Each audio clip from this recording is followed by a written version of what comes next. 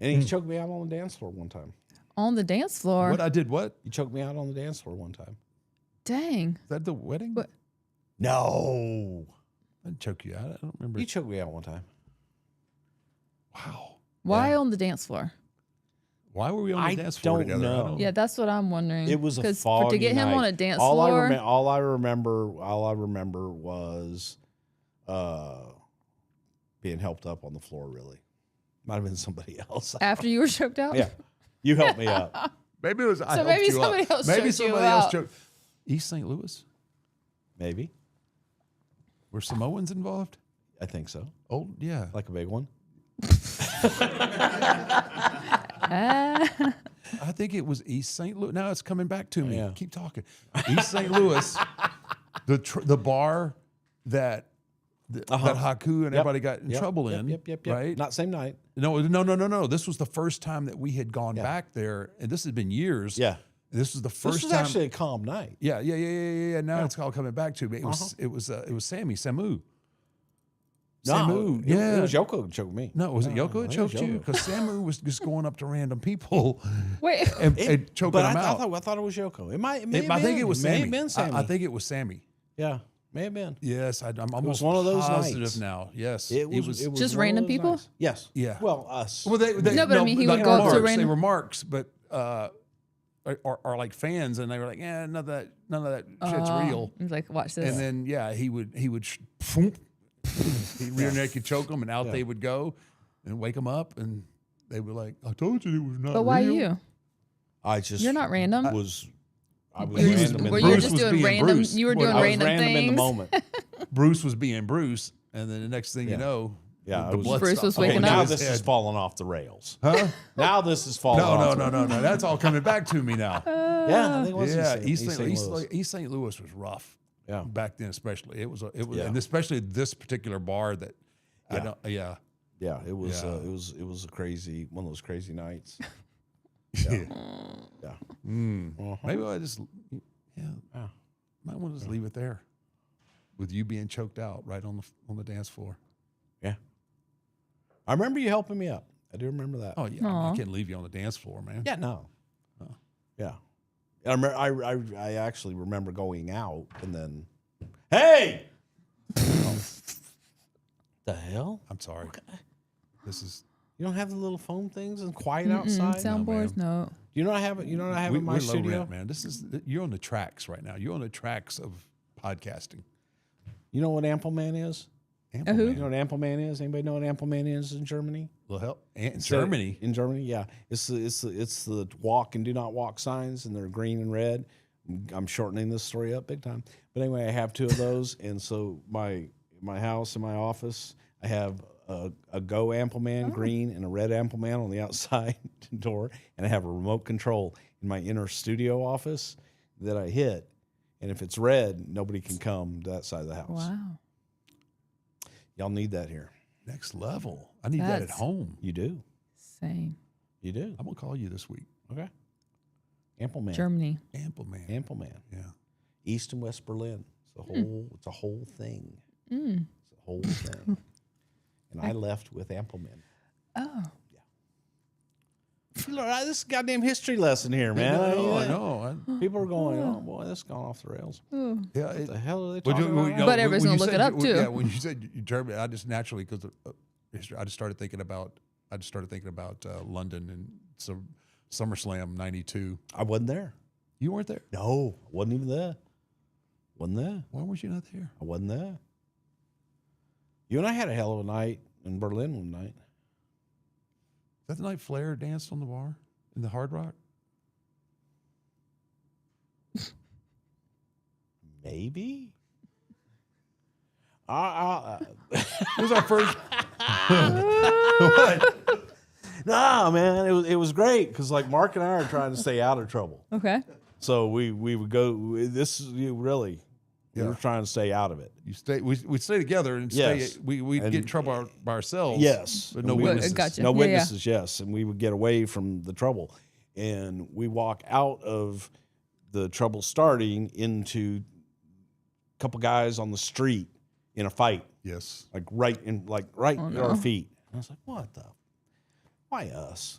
And then we took a taxi one time in Johannesburg to the Hard Rock Cafe in Johannesburg. Except there was no Hard Rock Cafe in Johannesburg. But it was a cafe called the Hard Rock Cafe. And they did have jackets and T-shirts, but they weren't real. Yes, it was not the real And Hard we're Rock. looking at each other going, what the fuck are we doing? Yeah, we had a few of those. So I really have always wondered, what is your favorite Undertaker narrative? What storyline? There are so many I know. that were great, but I think for longevity and the most fun that I had is got to be the whole Kane story. Yeah. Because I can still remember the day of just riffing these silly ideas of, and again, selfishly wanting to get the name Kane back in the mix.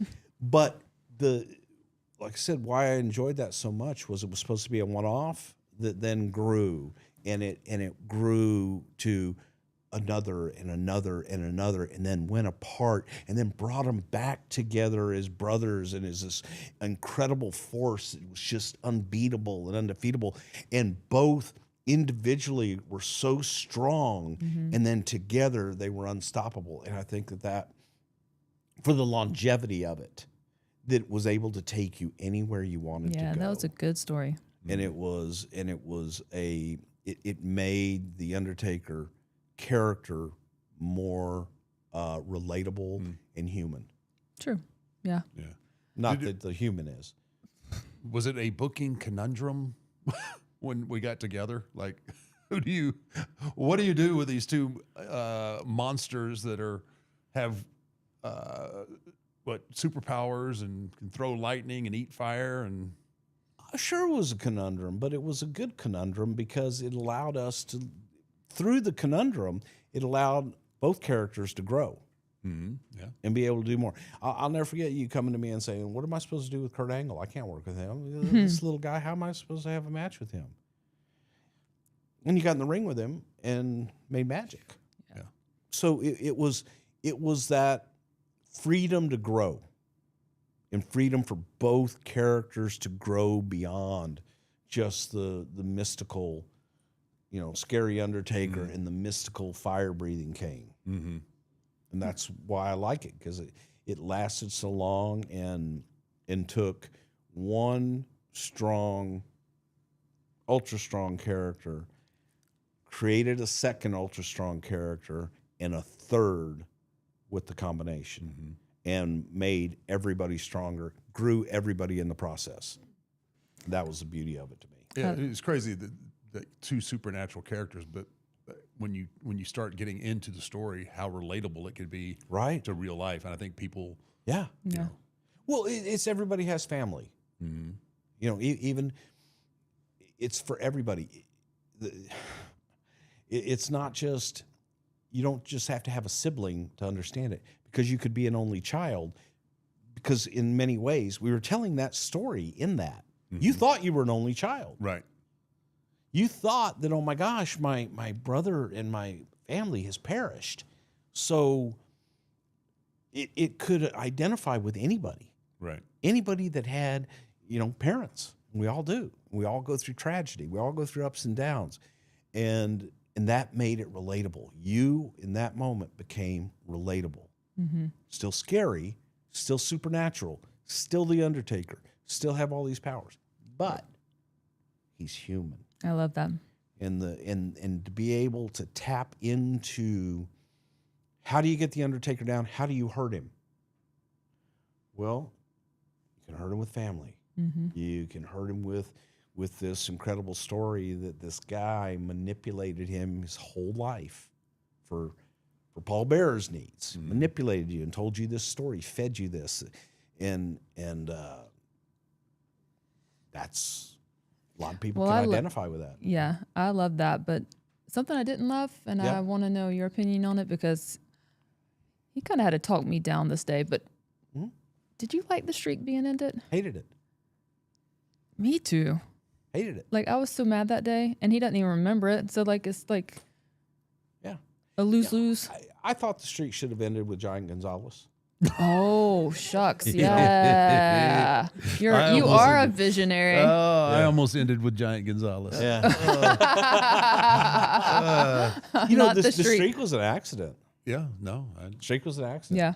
It came up in a production meeting, and I believe it was Michael Hayes who was like, "Boss, hey, I think Undertaker's undefeated at WrestleMania like 10 times in a row." Yeah, I'm surprised I didn't get beat right then. Like as soon as that was brought to light. It Kibosh. was brought to life. Oh, we got to beat him. Yes. Yeah. So I think we should end that. But then it became a thing, and part of it. Look, if there was a guy to do it, Brock was a guy to do it. I get that. I understand that. However, for me, and I'm speaking strictly selfishly here, Same. it was something created out of my messed up head that. It was like a baby, you watch it grow, that character, and it grows, and you see it come to life. And I wanted to keep it pure forever. Yeah, me too. So I understand the decisions why. It's just not something I would have done. Nobody gets out of this alive. Characters or anything else. No, I know, and I know you and I texted the next day, and Wait, he didn't even know his name till 4 a.m. Yeah. Yeah, and I waited until the next day because I just sensed I did text our boss that night, and I wasn't working there at the time, and I texted him what I thought of it, and I just said I wish you wouldn't have done that, but you have your reasons. I think I said, other than that, it was a great show. But then I had heard that you had gone to the hospital and everything, so I waited before I reached out to you just to make sure that you were good. And I don't. You know what? I don't think you and I ever even talked about it beyond that. But I didn't. I would have kept it. I would have kept it whole. I would have kept it pure. Except for Giant Gonzalez, probably. Yeah, makes sense. If he were back.